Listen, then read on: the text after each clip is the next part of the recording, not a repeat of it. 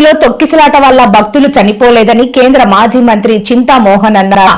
దూర ప్రాంతాల నుంచి వచ్చిన భక్తులు ఉదయం నుండి తిండి లేకుండా క్యూలో నిలబడి ఆతృతతో పరిగెత్తారు. శరీరంలో షుగర్ లెవెల్స్ తగ్గడంతో వాళ్లంతటా వాళ్లే కింద పడి చనిపోయారు. తోపులాట జరగలేదు, ఇందులో టీటీడీ వైఫల్యం లేనే లేదు అని అన్నారు.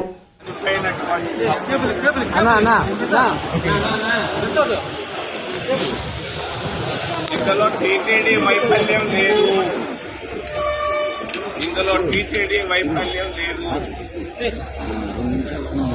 టీటీడీ అధికారులు బాగా చేస్తున్నారు. ఈ మధ్య క్రితం కంటే ఎంతో బెటర్. వాస్తవ విషయం చాలా మందికి తెలియదు. భక్తులు రాత్రంతా ప్రయాణం చేసి ఆతృతతో వచ్చి క్యూలో నిలబడ్డారు.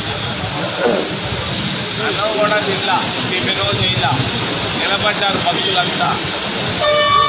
బ్లడ్ షుగర్ పడిపోయింది, వాళ్ళకి బ్లడ్ షుగర్ పడిపోయింది. దగ్గర నేను చాలా మంది పడిపోయిన భక్తులు పక్కనే స్థానికులు ఉన్నారు, ముఖ్యంగా పెద్ద హరిజన వార్డులు చాలా మంది. వాళ్ళు కళ్ళతో చూసి చెప్పారు, ఎవరు వాళ్ళని ఎక్కలేదు, తట్టలేదు, వాళ్ళకై వాళ్లే పడిపోయారు. ఇది వాస్తవం. దీనికి శ్యామలరావు కానీ, వెంకయ్య కానీ, టీటీడీ అధికారులు కానీ, పోలీసులు కానీ సంబంధం లేదు. మరి చాలా ఆశతో వచ్చారు, వస్తే అక్కడ మేలు జరుగుతుంది వైకుంఠంలో అని. మరి కడుపు నిండా ఏమీ తినకుండా వచ్చి క్యూ లైన్లో నిలబడ్డారు. అక్కడికక్కడికే పడిపోయారు, చచ్చిపోయారు. ఇది వాస్తవం.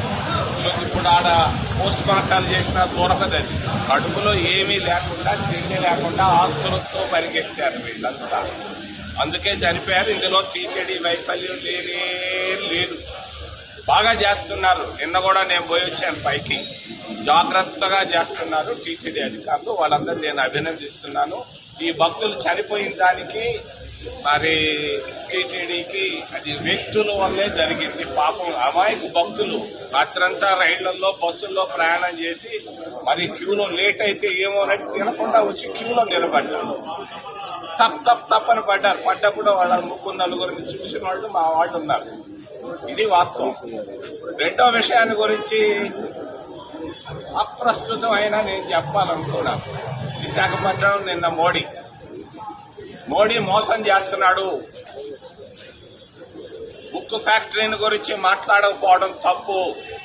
భారతీయ జనతా పార్టీ ఉక్కు ఫ్యాక్టరీని 22.5 లక్షల కోట్ల ఆస్తులను అమ్ముకోవాలని చూస్తున్నారు. దీన్ని ఉక్కు ఫ్యాక్టరీ ఆంధ్రుల హక్కు. దీన్ని మోడీ నిన్న ఏం మాట్లాడకపోవడానికి మేము కాంగ్రెస్ పార్టీ తరఫున మేము ఖండిస్తున్నాం. ఒక చిన్న మాట, చంద్రబాబు వస్తున్నాడు, చంద్రబాబుని గురించి కూడా చెప్పదలుచుకున్నాను. చంద్రబాబు నాయుడు మరీ ఎక్కువ పొగడుతున్నాడు. పొగడ్తలు తగ్గించడం మంచిది. నిన్న మోడీని భలే పొగడుతున్నాడు. ఏమైనా పూడుకో బుద్ధులు పెట్టుకున్నంత పని చేశారు. నిన్న ఉక్కు ఫ్యాక్టరీని గురించి ఏమీ ఒక్క మాట రాలేదు. Thank you.